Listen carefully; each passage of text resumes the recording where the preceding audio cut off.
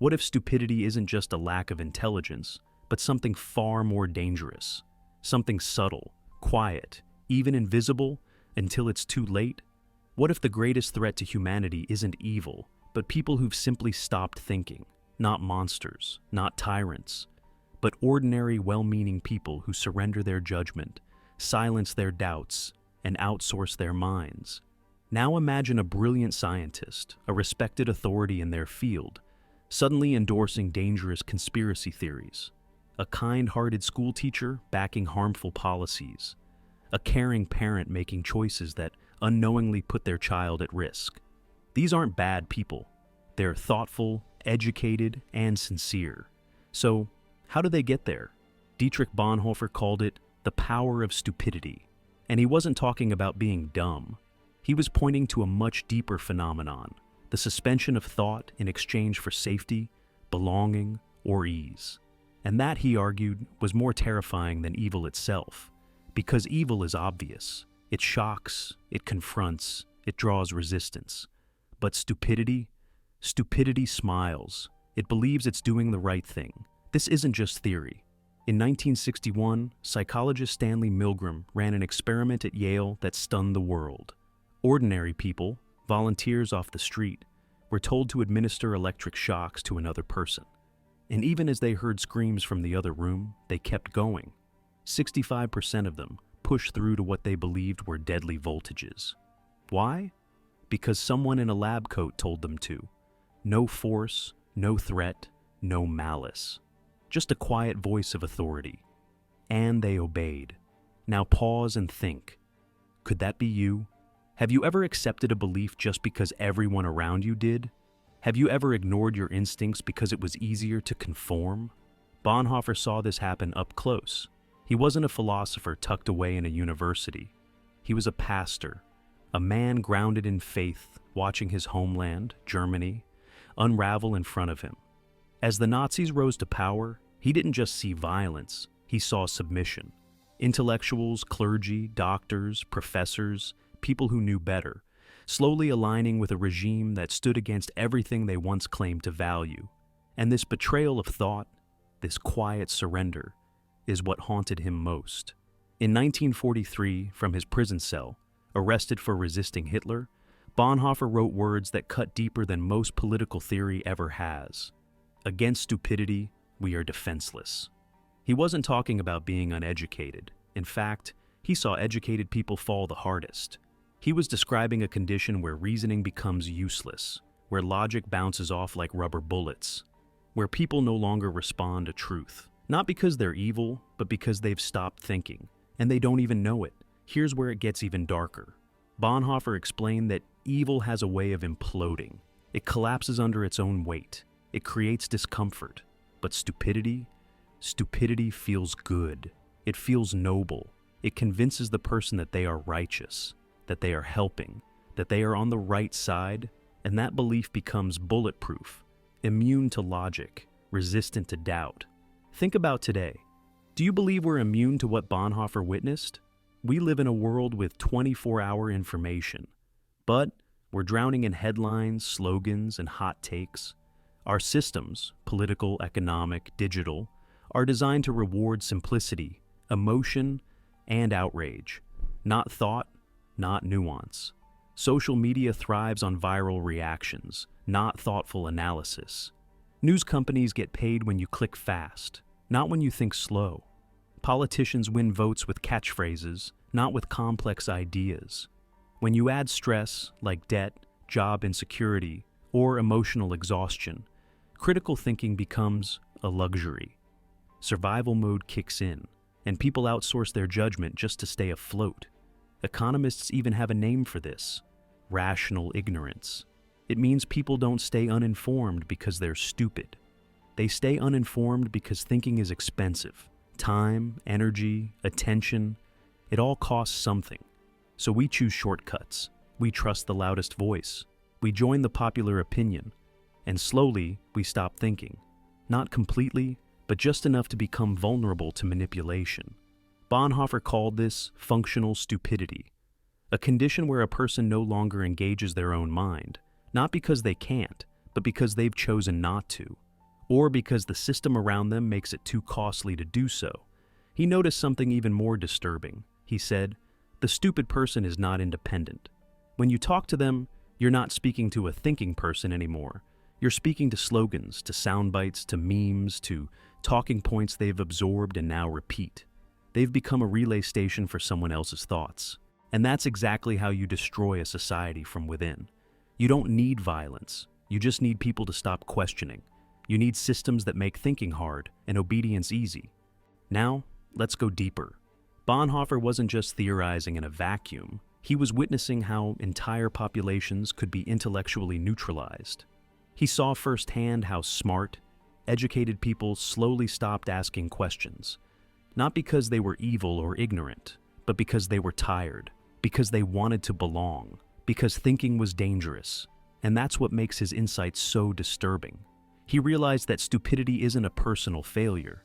It's a group phenomenon. It doesn't take over individuals, it takes over crowds. And when people become part of a crowd, something in their minds shuts off. They stop thinking critically. They start absorbing. They become more suggestible, more agreeable, more easily led. Not because they've lost their intellect, but because they've stopped using it. Years later, in the 1950s, psychologist Solomon Asch proved this in a lab. He asked volunteers to compare the length of lines on a card, something any child could do. But he planted actors in the group who gave the wrong answer on purpose. And what happened? 75% of the real participants agreed with the wrong answer at least once. They knew it was wrong, but they went along anyway, just to avoid standing out, just to fit in. Now imagine that same experiment playing out billions of times a day, on your phone. Social media platforms create a non-stop environment of conformity.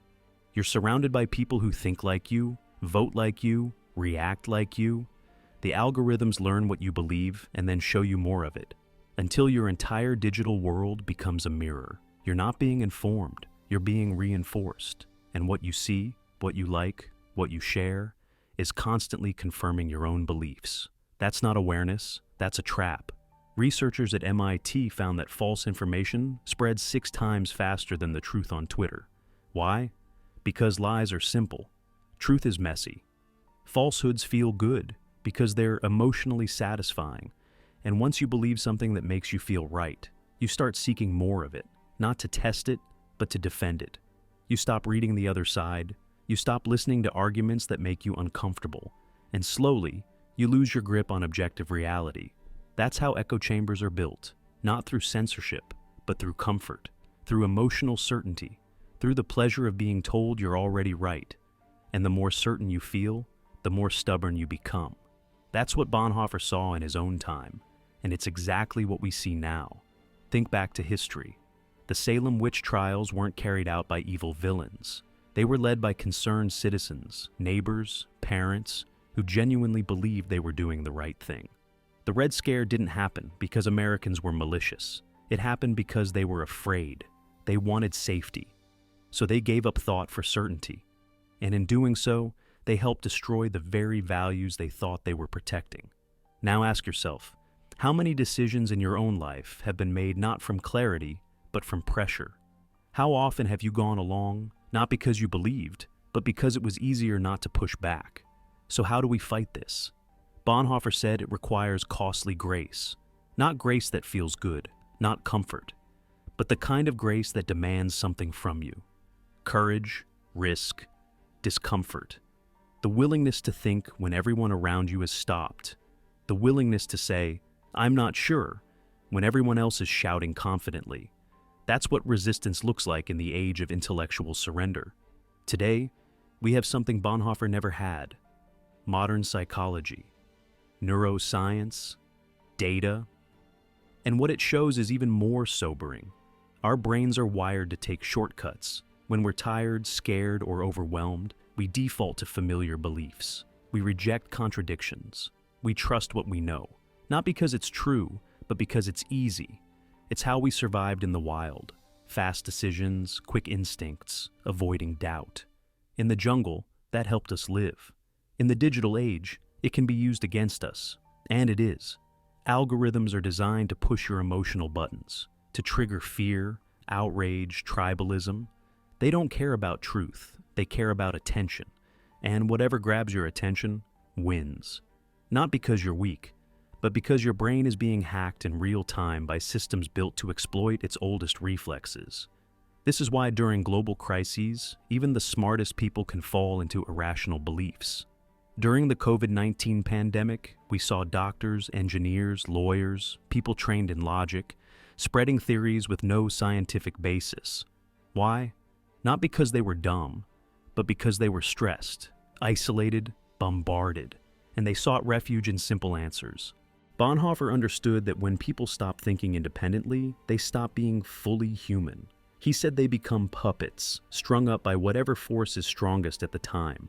And that force isn't always a dictator. Sometimes it's a belief, sometimes it's a system, sometimes it's an algorithm on your phone. Bonhoeffer's final warning wasn't just about the past, it was a message for the future. He asked the question that echoes louder today than ever before: who stands fast? When the pressure to conform is overwhelming, when truth becomes dangerous, when silence is easier, who keeps thinking? Who dares to ask uncomfortable questions? Who risks isolation to stay honest? The answer isn't intelligence. It isn't education. It isn't having the facts. It's commitment. The choice to stay awake in a world that's begging you to go numb. The decision to pursue clarity over comfort. Truth over popularity. Depth over applause. These aren't grand gestures. They're small, daily decisions. The choice to pause before reacting. The willingness to say, I don't know. The effort to read one more page before forming an opinion. These are the quiet acts that keep your mind your own. And that's the hardest part. Intellectual surrender often feels like relief. Thinking is hard. It's exhausting to question what you've always believed. It hurts to admit that you were wrong. It's scary to not have all the answers. But Bonhoeffer argued that discomfort is the price of staying human. If you want to remain free, you have to stay uncomfortable. Not all the time, but often enough to keep yourself honest. Now, here's the most important truth of all. You're not immune. No one is. The moment you believe that you're too smart to be manipulated, too thoughtful to fall into groupthink, too educated to be misled, that's when you're most at risk. Stupidity doesn't announce itself. It doesn't wave a flag. It shows up in certainty, in stubbornness, in the refusal to listen. It creeps in through pride and comfort. And the only way to fight it is to stay mentally flexible, to stay open, to keep thinking even when it hurts. But there is hope, because if stupidity can be chosen, it can also be rejected. If it's built into systems, then systems can be rebuilt. If it thrives in pressure, we can create environments of calm. We can design schools that teach media literacy, platforms that reward curiosity instead of outrage, economies that don't grind people into survival mode. If we want better thinking, we have to make it possible, and we have to make it normal, and that starts with you. Think of your mind like a muscle. You can't expect to stay strong if you never train it. You can't run a marathon if you never take a jog. Intellectual discipline isn't just a trait, it's a habit. It's built, like any skill, through repetition. So, practice. Here's a challenge. This week, take one belief you hold tightly. Just one, and spend 30 minutes reading the best arguments against it. Not to change your mind, not to torture yourself, but to build the habit of resistance. If your belief survives honest scrutiny, you'll hold it with more strength. If it doesn't, you'll grow. Either way, you've done what most people are too scared to do. You've thought. Bonhoeffer died for that kind of thought. He didn't give his life just to resist a dictator. He gave his life to protect the very thing that makes us human. The ability to think, even when it's hard. And in our age of algorithms, propaganda, and artificial intelligence, that ability is under siege. Your brain is being scanned, tracked, and nudged constantly. And every time you react instead of reflect, every time you choose comfort over curiosity, you hand over a little more of your independence. But every time you stop, question, consider, doubt, you reclaim it. So, I'll leave you with this. In a world that profits from your passivity, thinking is an act of rebellion. Asking questions is radical. Admitting I don't know is strength. Choosing curiosity over certainty isn't weakness. It's wisdom. And when millions stop thinking, The few who still do become the only hope we have. If this message stirred something in you, if even for a second you questioned something you were sure about, don't brush it off. That moment is rare. That discomfort is your mind waking up. Stay with it, feed it, share it.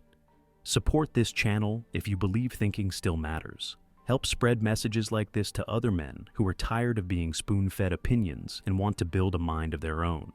Comment the word unstoppable below to let me know you're one of the few who stayed to the end, and one of the even fewer who chooses to keep thinking. Let's become the kind of people who stand fast, even when the world goes silent.